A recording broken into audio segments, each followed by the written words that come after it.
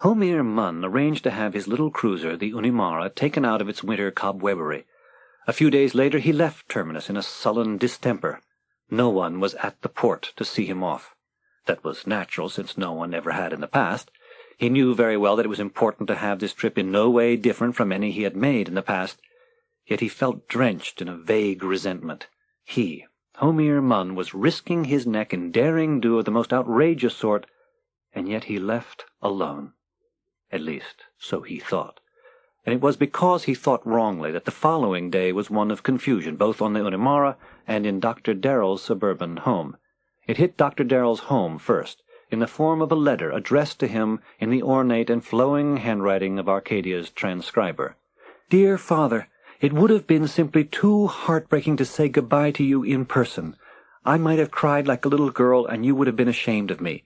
So I'm writing a letter instead to tell you how much I'll miss you, even while I'm having this perfectly wonderful summer vacation with Uncle Homer. I'll take good care of myself, and it won't be long before I'm home again. Meanwhile, I'm leaving you something that's all my own. You can have it now. Your loving daughter, Arcady." Dr. Darrell read the letter through several times with an expression that grew blanker each time. Anthor's reaction later was somewhat hotter. He punctuated his initial remarks with clenched fists and torn hair. "Great space, what are you waiting for? What are we both waiting for? Get the transport on the viewer and have them contact the Unimara." "Softly, Bellius. She's my daughter." "But it's not your galaxy." "Now wait. She's an intelligent girl, and we had better try to follow her thoughts before we act. Do you know what this thing is?" "No. Why should it matter what it is?" "Because it's a sound receiver. It's homemade, but it will work. I've tested it. Don't you see? It's her way of telling us that she's been party to our conversations of policy. She knows where Homer Munn is going and why. She's decided it would be exciting to go along." "Oh, great space," groaned Anthor. "Another mind for the Second Foundation to pick. Except that there's no reason why the Second Foundation should a priori suspect a 14-year-old girl of being a danger, unless we do anything to attract attention to her, such as calling back a ship out of space for no reason other than to take her off it. Do you forget with whom we're dealing?" "But we can't have everything depend on an insane child." "She's not insane, and we have no choice. Her letter suggests that we convert the entire matter into a friendly offer on the part of Munn to take an old friend's daughter off for a short vacation. It's a perfectly natural thing. A spy does not carry a 14-year-old niece about with him." "So, what will Munn do when he finds her?" Dr. Darrell heaved his eyebrows once. "I can't say, but I presume she'll handle him." The excitement on the Unimara was considerably more intense. In the luggage compartment, Arcadia waited frantically for the sounds of sleep to arise, then poked her head out the door into the single room of the spacecraft. Unfortunately, Homer Munn was awake. He had been reading in bed, bathed in the soft bedlight, and now he was staring into the darkness with wide eyes and groping stealthily under the pillow. "I've got a blaster, and I'm shooting." "Well, don't shoot," Arcadia wailed. "It's only me." She stepped out. "Would you excuse me for a minute? I've got to wash my hands." She knew the geography of the vessel and crossed quickly to the sink. When she turned around, Homer Munn was standing before her with a faded bathrobe on the outside and a brilliant fury on the inside. "What the black holes of space are you doing aboard this ship?" "I just wanted to come along, Uncle Homer." "Well, why? I'm not going anywhere." "You're going to Calgan for information about the Second Foundation." For one horrifying moment, Arcadia thought he was going to have hysterics, but he struggled back to relative normalcy and managed to listen to her explanations of why she shouldn't be taken back, why her father wouldn't worry, how she knew about Calgan, etc. She was just finishing this recital.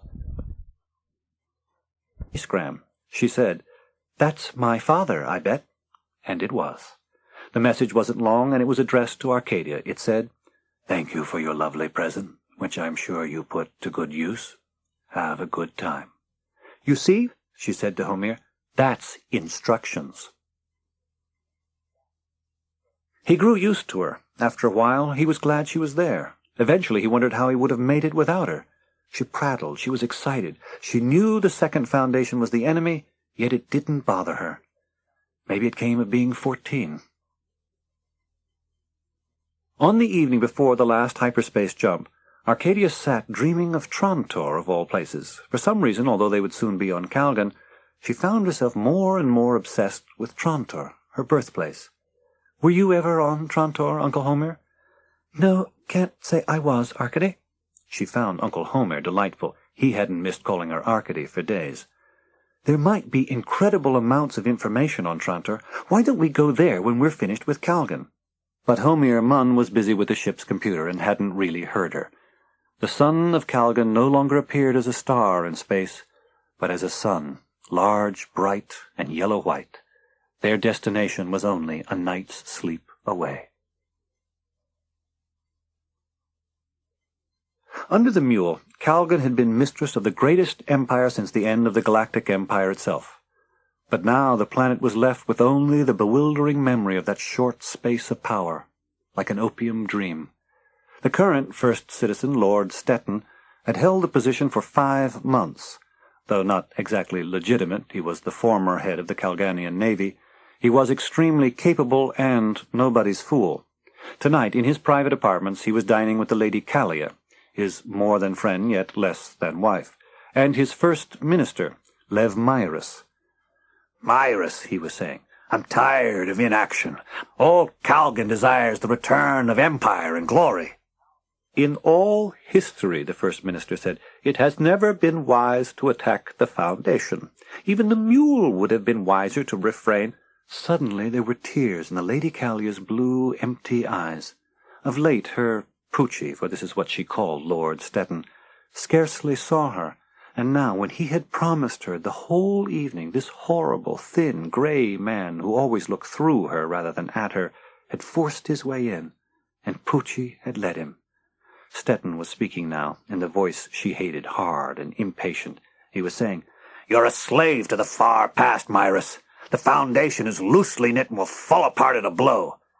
"And the Second Foundation?" Myrus asked coldly. "And the Second Foundation," repeated Stetton as coolly.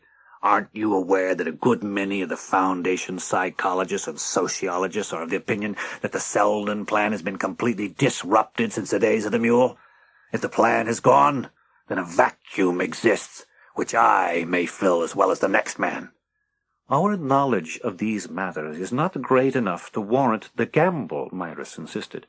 "Our knowledge, perhaps," replied Stetton, "but we have a Foundation visitor on the planet, a Homer Munn, who has written articles on the Mule, and is of the opinion that the Selden plan no longer exists." The First Minister nodded. "I have heard of him, or at least of his writings. What does he want?"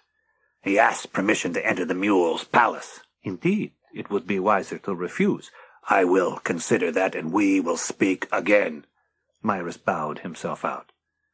There was a silence into which the Lady Callia said tearfully, "Are you angry with me, Poochie?" Stetton turned on her. "Haven't I asked you never to call me that ridiculous name?" He stared at her darkly. It was a mystery to him why he tolerated her these days. She had been all very well when he had been an admiral only, but now, as first citizen and future conqueror, he needed more. He needed heirs who would unite his future dominions, something the Mule had never had. Callia as First Lady, ridiculous. He needed to fuse himself with one of the great historic families of the Foundation. As Poochie's granite face softened somewhat, Callia cheered up a little. She lifted herself from her chair in a single fluid motion and melted toward him. "You're not going to scold me, are you?" "No," he patted her absently. "Now just sit quietly for a while, will you? I want to think." "About the man from the Foundation?" "Yes." "Poochie, I've heard the man has a little girl with him. Could I see her when she comes? I hardly ever see children, and you know how I love them." He looked at her sardonically. She never tired of this approach. She loved children, i.e., his children. But actually it wasn't a bad idea. and it would take the child off his hands. "You can see the girl and talk to her all you want, but not near me, understand?" "We won't bother you, honestly. I'll have her in my rooms." Callia was happy again. It wasn't very often these days that she was allowed to have her way. She put her arms around Stetten's neck, and after the slightest hesitation, she felt his large head come softly down upon her shoulder. Arcadia felt triumphant. How life had changed since Pelleas Anthor had stuck his distinguished face up against her window, and all because she had had the vision and courage to do what needed to be done. Here she was on Calgan. Yesterday she had bought some long, shiny dresses that made her look taller. Homer had given her a 10-credit bill, and foundation money went a long way on Calgan.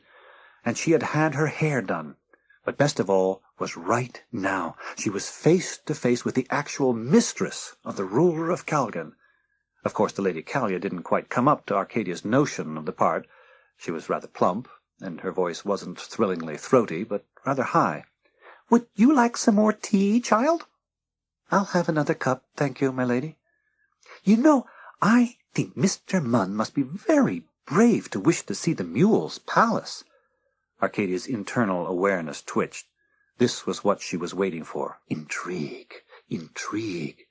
With great indifference she asked, "Why must one be brave to see the mule's palace?" "Didn't you know? There's a curse on it. Nobody on Calgan would dare even enter the grounds." A thought struck Lady Callia, and she was suddenly all curiosity. "But why does Mr. Munn want to see the palace?" It was here that Arcadia's careful plan could be put into action.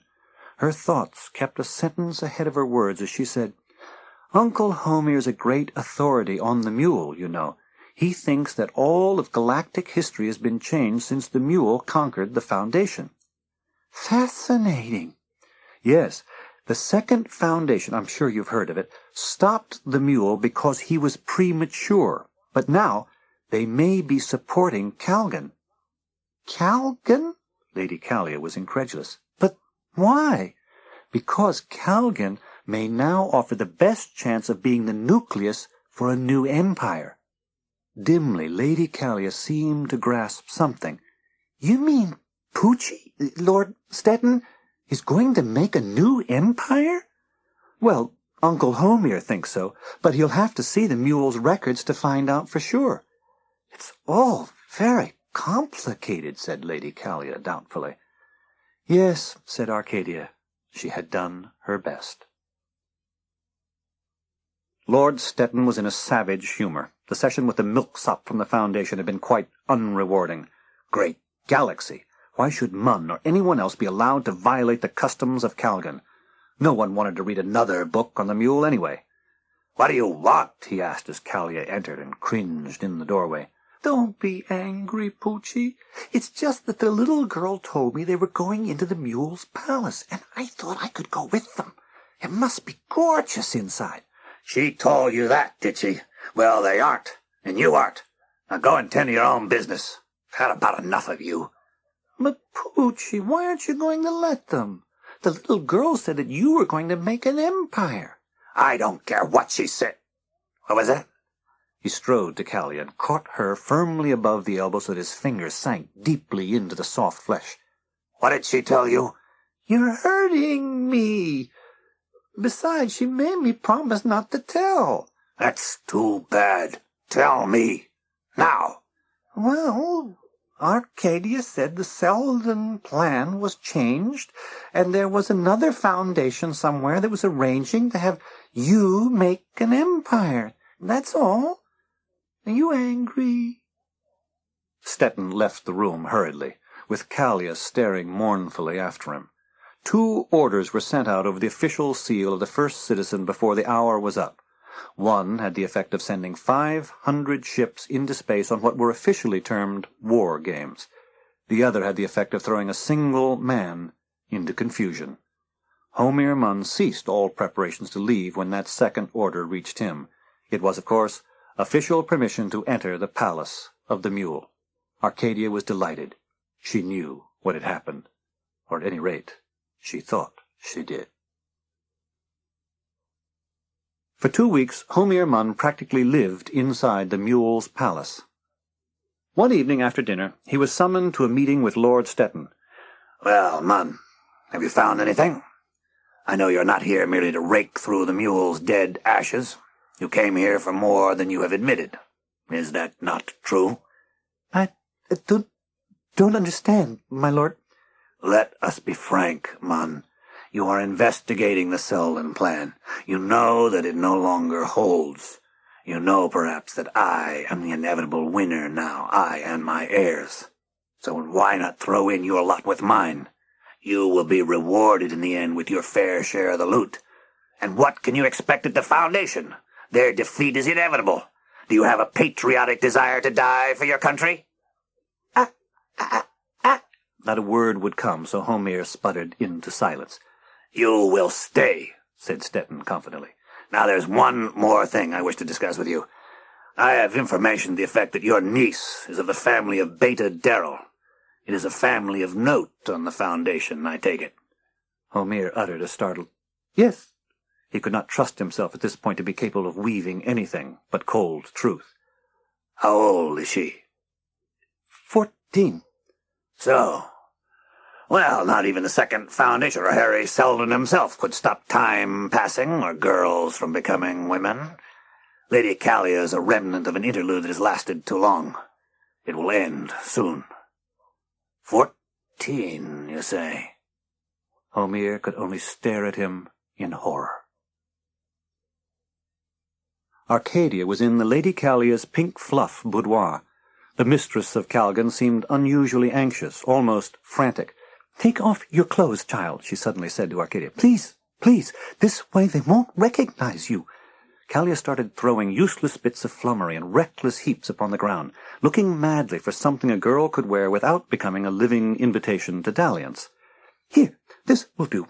Put it on. Do you have money? Here, take this and this."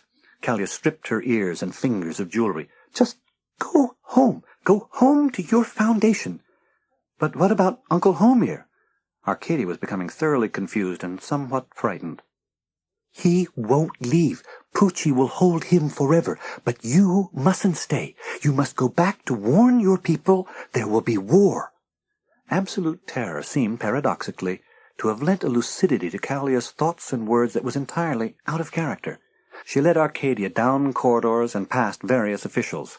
Guards clicked heels and presented arms when they went through doors. Outside Lord Stettin's residence, Callia gave Arcadia a last piece of advice.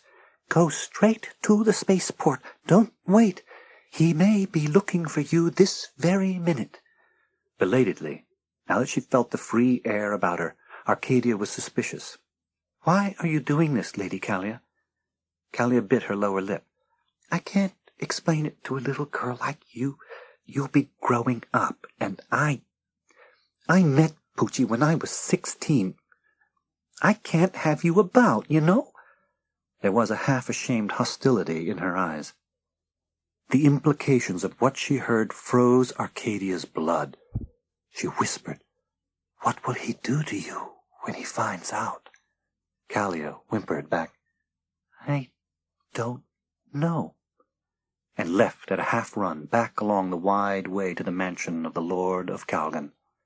And for one eternal second, Arcadia still did not move, for in that last moment before the Lady Callia left, the girl had seen something. Callia's frightened, frantic eyes had momentarily lit up with a cold amusement, a vast, inhuman amusement.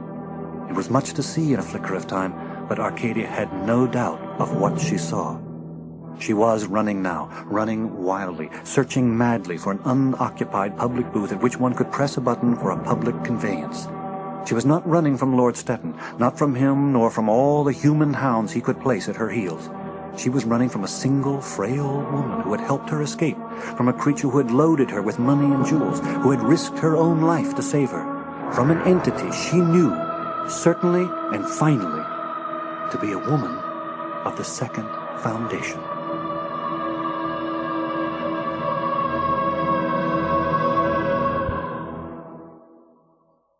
An air taxi came to a soft, clicking halt in the cradle. The wind of its coming brushed against Arcadia's face.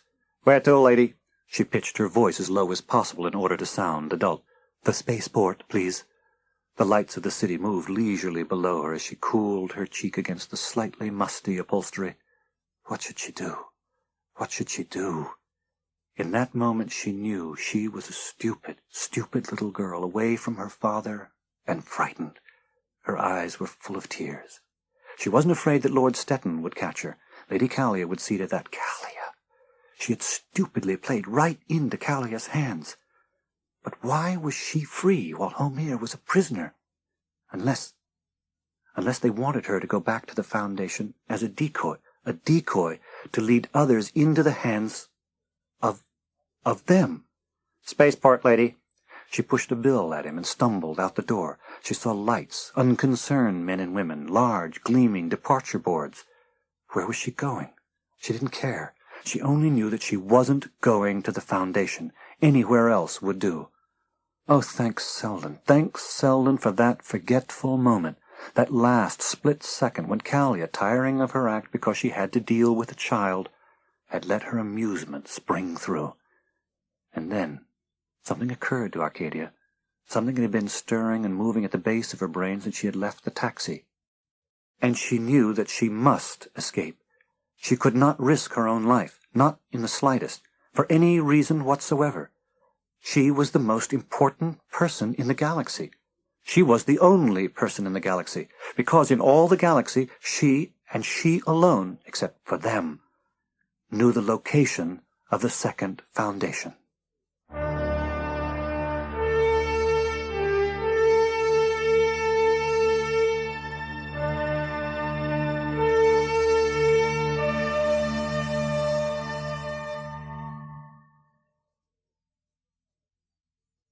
There is nothing quite like a busy spaceport on the outskirts of the capital city of a populous planet. The floods of humanity milling about, on their way to all the stars of the galaxy, form a crowd with a purpose. Lines queue up, parents herd their children. Everyone is going somewhere. Consider, then, the complete psychic isolation of a single unit of this terribly intent mob that does not know where to go, yet at the same time feels more intensely than any of the others the necessity of going somewhere, anywhere.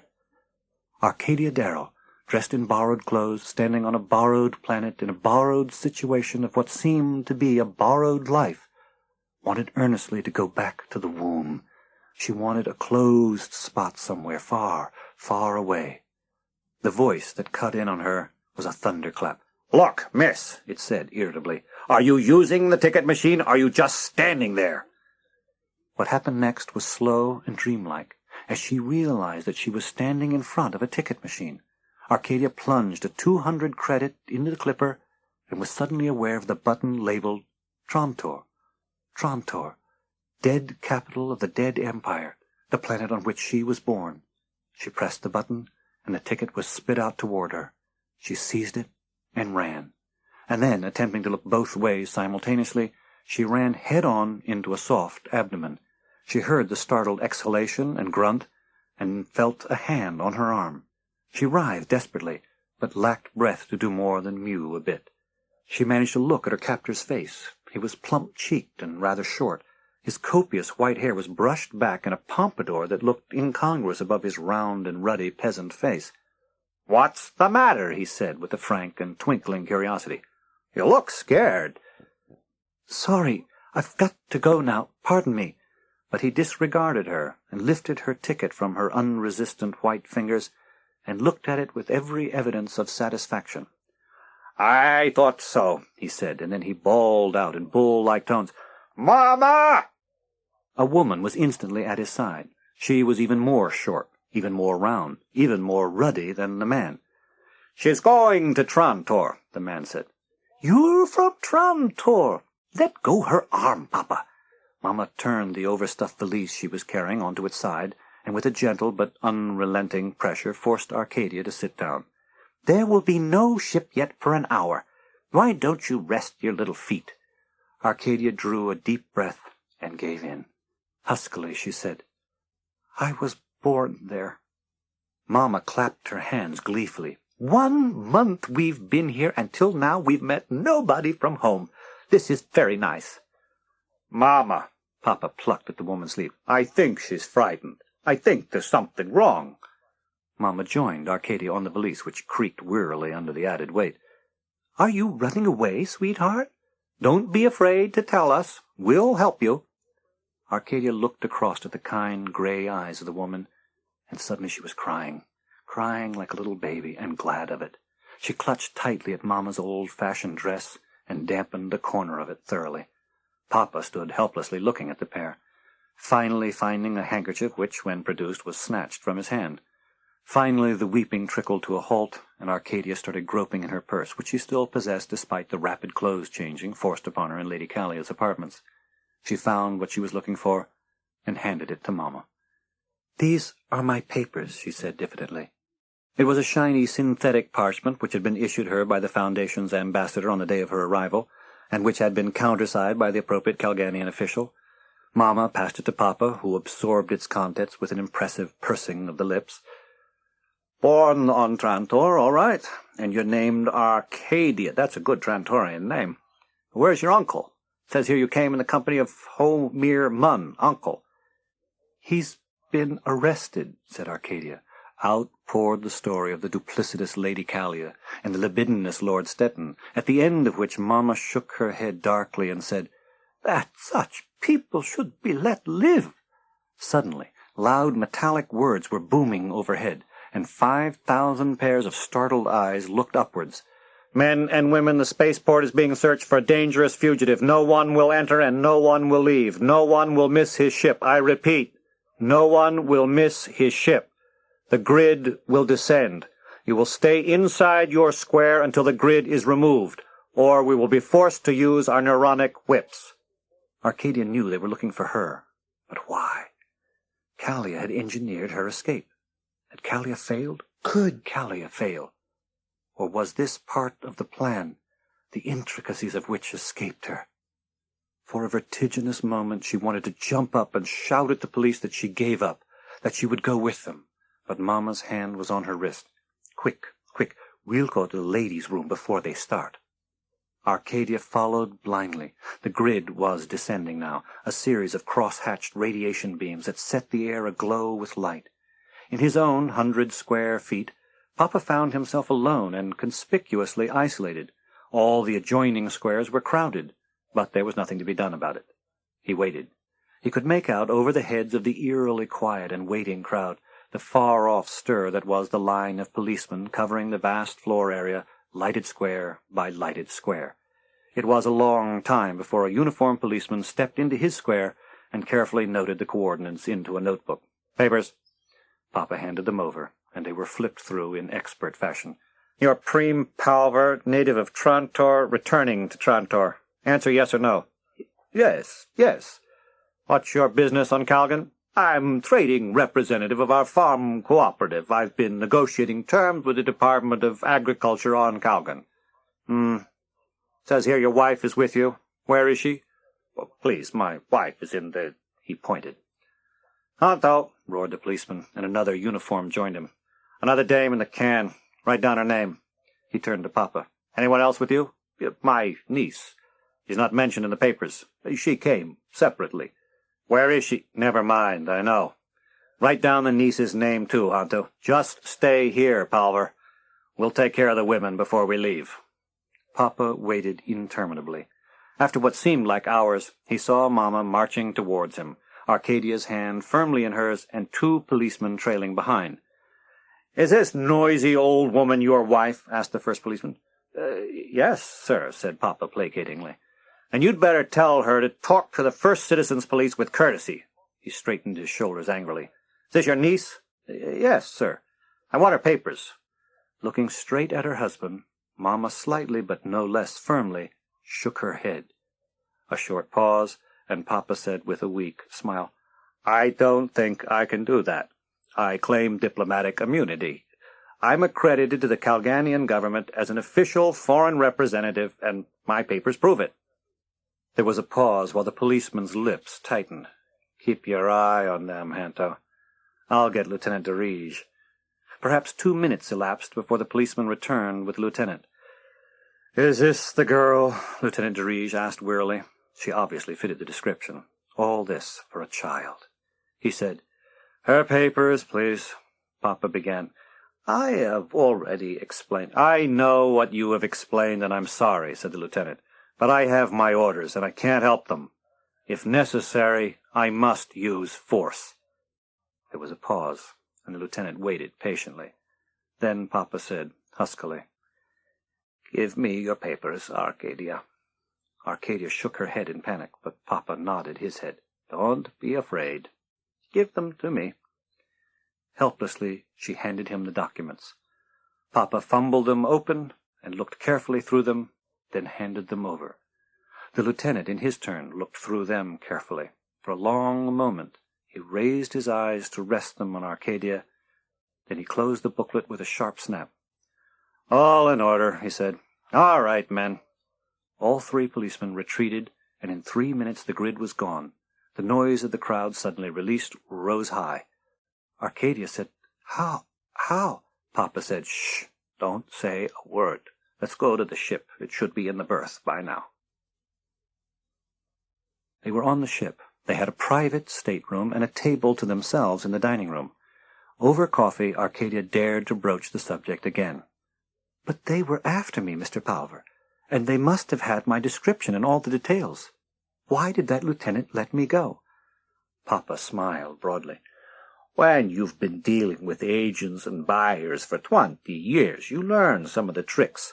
When Lieutenant Derige opened your papers, he found a 500-credit bill inside, folded up small.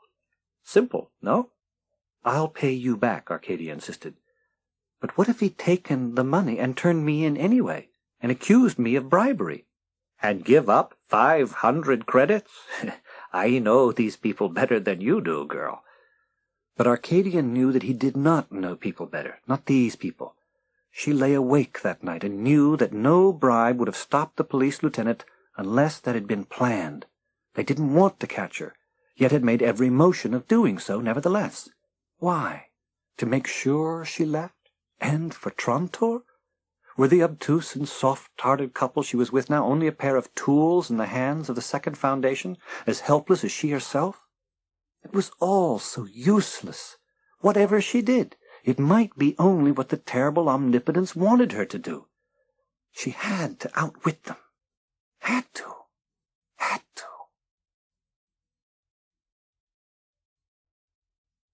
It was 32 days since Arcadia had left home. Dr. Darrell sat in his study with Elvit Semick, the physics professor, poring over a blueprint.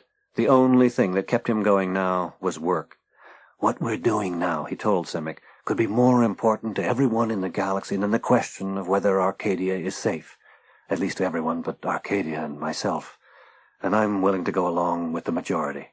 Semick looked doubtful. "All right, then. Well, the Symes-Molf resonator isn't a problem, but we're going to need hyper-relays, a thundering lot of them. They're the only things that could work fast enough." "How small can you make the whole gadget?" "Well, hyper-relays can be had micro-size, wiring, chips. You've got a few hundred circuits there, you know." "I know. How big?" Semick indicated with his hands. "Too big," said Darrell. "I've got to swing it from my belt." There was a buzz. Darrell looked out the window. "Ah, here is Anthor and someone with him.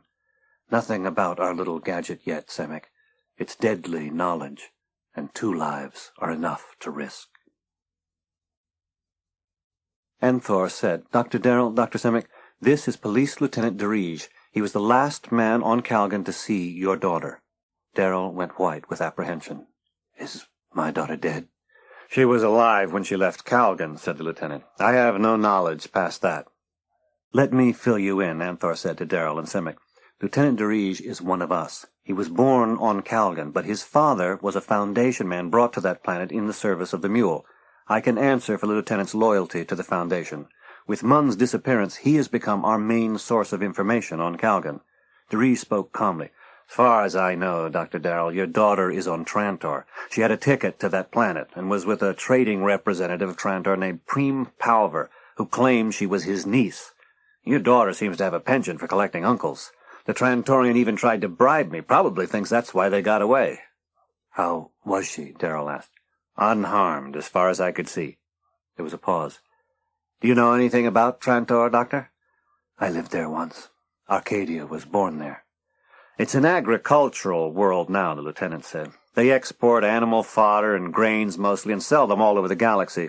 There are 1 or 2 dozen farm cooperatives on the planet. Each has its representative. Shrewd sons of guns. I know this Trantorian's record. He's been on Calgon before. Perfectly honest. Perfectly harmless. Later, when Semic and Derige had gone, Darrell and Anthor sat talking in Darrell's living room. "Look, Doc," said Anthor, "why don't you go to Trantor? You're not yourself lately, and you're not doing much of value here. If I were you, I'd go and get the girl." "It's what I want to do, and that's why I won't do it. Look here, Anthor. We both know we're playing with something completely beyond our powers to fight. To us, all life is a series of accidents to be met with improvisations. To the Second Foundation, all life is purposive, to be met with pre-calculation. But they have their weaknesses. Their work is statistical, and only the mass action of humanity is truly inevitable. The plan leaves individuals to indeterminacy and free will. Since the Second Foundation has calculated my probable reactions, I will distrust my own impulses and desires. I will stay here despite the fact that I yearn very desperately to leave. Don't you see? The intricate act of luring my daughter halfway across the galaxy cannot be meant to make me stay where I am, since I would most certainly have stayed if they had done nothing. It can only be to make me move. And so I will stay. I think you're missing something, Doc. Yes, Arcadia's escape was arranged, but Arcadia knew it was arranged. Arcadia, the bright little girl who saw cabals everywhere, must have seen this one, and followed your own type of reasoning. Her decision to go to Trantor instead of returning here was a deliberate attempt to flummox the Second Foundation. And there's another thing. Derige is controlled. I can show you his encephalograph. He allowed Arcadia to escape not because he was our man, but because he was the Second Foundation's. He paused. The little signal light on Darrell's video set was flashing, signifying the presence of emergency news. Darrell turned it on, and within a few seconds, both men learned that for the first time in nearly half a century, the Foundation was at war, this time with Calgon. Anthor's jaw was set in a hard line. "All right, Doc, you heard that. Calgon has attacked a Foundation ship, and Calgon is probably under the control of the Second Foundation. I ask you again, will you follow your daughter's lead and go to Trantor?" "No, I will stay here." "You are not as intelligent as your daughter, Dr. Darrell. I wonder how far you can be trusted." Without another word, Anthor turned on his heel and left. Stetton, the Lord of Calgon, stood before a model of the galaxy and smiled. Addressing the 6 men of his general staff, he said, "I think the situation is clear. We can afford to wait. The men of the Foundation cannot prepare. They're ideologically incapable of it. It is in their very nature to believe that the Second Foundation will save them. But not this time, eh?" Stetton made his way back to his private chambers with a fixed smile on his face. Everything was going well. But he still had to deal with Kalia and her stupid jealousy. Space, if only he had the Darrell girl. Why, hadn't he ground Kalia's skull to powder for that? He couldn't quite put his finger on the reason. Maybe it was because Kalia got along so well with Munn, and he needed Munn. It was Munn, for instance, who had demonstrated that, at least in the belief of the mule, there was no Second Foundation. His admirals needed that assurance. Was it actually Kalia who had gotten Munn to say that? But she couldn't convince anyone of anything. He shook his head to clear his mind and kept walking.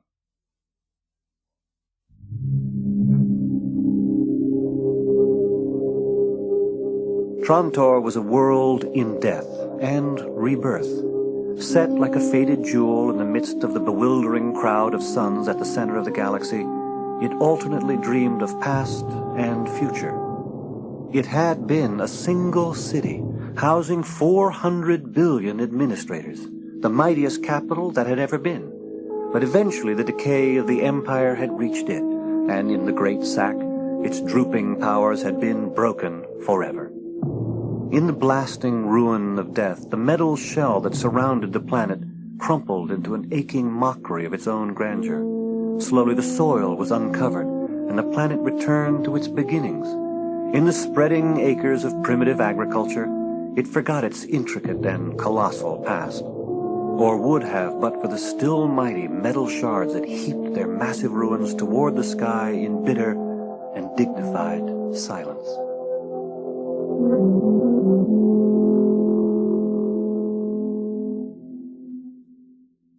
Arcadia watched the shards on the horizon with a stirring of the heart. The village in which the Palvers lived was but a huddle of houses to her, small and primitive. The fields that surrounded it were golden yellow, wheat-clogged tracts.